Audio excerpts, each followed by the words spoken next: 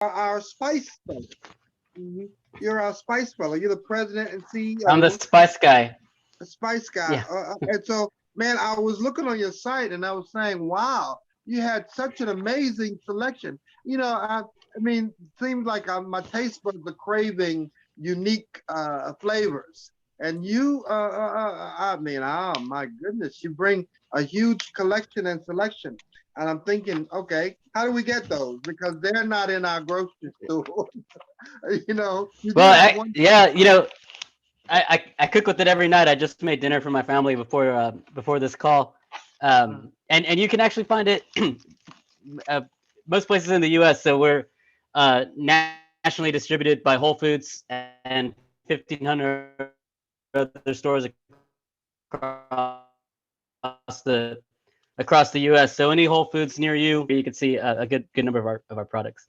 Oh, very good. Well, please share with us some of the details of your spices and herbs. You have a selection of both, and they are, what is that? I was looking and I said none that I'm familiar with. None of these spices that we know garlic, we know, thyme and sage and but your selection were a little different and they're probably it sounded like they were mostly Middle Eastern, which is fine. But I mean, like when me and my wife got married, she had a selection of spices that I'd never heard of before, and so, but I now enjoy cooking with them, like chat and what is that? I'll name a few in a minute. But so just share with us more about Alan. Share with us more about some of your spices and how we Yeah, can buy them and acquire them. absolutely. So the one thing that it's approachable for everybody is cumin. I think salt, pepper, and cumin. Everybody's got that in their covered. So one of our products is a cumin, and it's very unique. I'm going to tell you why in a second. But you can find us, as I said, in any Whole Foods. I put in our website, rubyspice.com. You can also find us on Amazon. It's really hard for me to explain in words what they taste like. So I'm just going to tell you guys off the top, bottom line up front, go out and buy it, give it a shot. And here's why. And I'll tell you a little bit about myself. I joined the Army in 1999. I enlisted in the U.S. military right out of high school. I was actually still in high school when I signed up. Went to basic training, and then I went. This is 2 years before 9/11, right? So I went and took a ROTC contract at Texas A&M University. While I was there, 9/11 happened. That totally changed the perspective on my sort of view of service. Initially it was a sense of wanting to go and have some adventure and serve my country. But then now we have a war going on. So that really changed my perspective on what I was doing and where I was going. Right after I graduated college, I commissioned and I went straight to Iraq. I spent 13 months initially in Iraq. Then I spent um, another year there. So I did two tours in Iraq for a year, about a little more than 2 years. And then the latter part of my career, I focused on Afghanistan. I did a program called the AFPAC Hands program, the Afghanistan Hands program, which was part of General McChrystal's effort to develop regional experts and people with long-term perspective on Afghanistan. So I went to Afghanistan for 2 years over a period of 4 years, studied the language and the culture. And it was there that I sort of came upon the idea, my partners and I, about how do we address these root causes of instability. And it's economic. It's not religious. It's not there's all kinds of things that they're out there. At the end of the day, it's economic. You have a large percent of the populace that is in desperate economic situations. They're very susceptible to insurgencies. So how do we get at this rural part of Afghanistan? How do we provide economic opportunity? Well, what we do is we open up markets for them. A lot of people don't know, if you haven't been to Afghanistan, and even a lot of people who have and never got to get off base, you don't really realize that Afghanistan's a beautiful country. It's full of the most amazing produce that you've ever seen.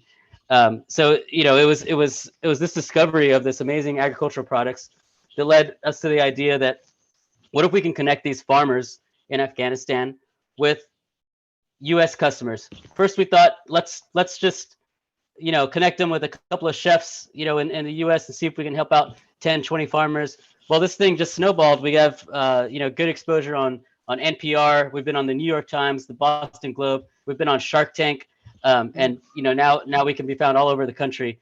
And now we went from working with 10 farmers to over 500 farmers. We hired thousands of women, And, I'm sure we've all seen in the news, everything we've done in Afghanistan over the last 20 years has just gone up in smoke, with the exception of what we are doing at Rumi Spice. Right now, we have hundreds of women working to harvest spices to serve in Whole Foods to get to the American consumer. So while our, government efforts there have just gone up in smoke, there is still a way that we can economically impact the people in Afghanistan and provide jobs and opportunity to farmers and to women in Afghanistan. And we don't have to do it through handouts. All we have to do is get some great spices and do some great cooking at home. It's very easy. So, I know I only have a limited time here, so I wanted to just stop there. And if anybody had any questions, happy to answer some more.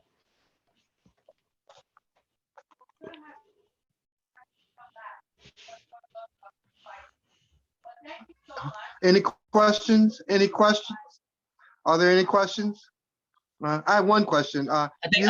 These spices, these spices seem quite amazing.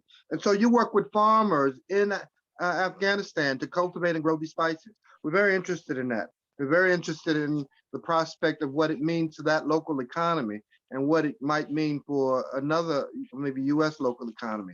You have so many options. So, please put your contact details in the chat, and we love to follow back with you to help enable what you're doing, because there's nothing like an amazing food that you've never tasted before. But it's like that because you've cultivated a spice that we don't particularly use, like vanilla. Vanilla has amazing capabilities, and we'd love to see the spice seed in the vanilla. Awesome, awesome, awesome. Any other questions? We'll move on. I think Mike All was raising his right. hand here. Mike has a question. Oh, Mike, please. Keith, you were Army ROTC, so was I. You're an engineering student. Yeah, that's right. I'm a civil engineer by background, and actually, Elton, just to correct you, we have a great CEO, Patty Doyle, who runs the show now at Rumi Spice. I'm still on the board, and of course, one of the founders. But my full-time job is an engineer working for Google. Okay. So if you don't want technical difficulties next time, you could try Google Meet instead of Zoom. Oh, really? Okay. Where are you located now? Yeah. I'm in Chicago. Know. The company is based out of Chicago. Good to know. Good to know. Good to know. Yeah. Okay. Always open for consideration about how to improve and get better that way. Thank you so much for that.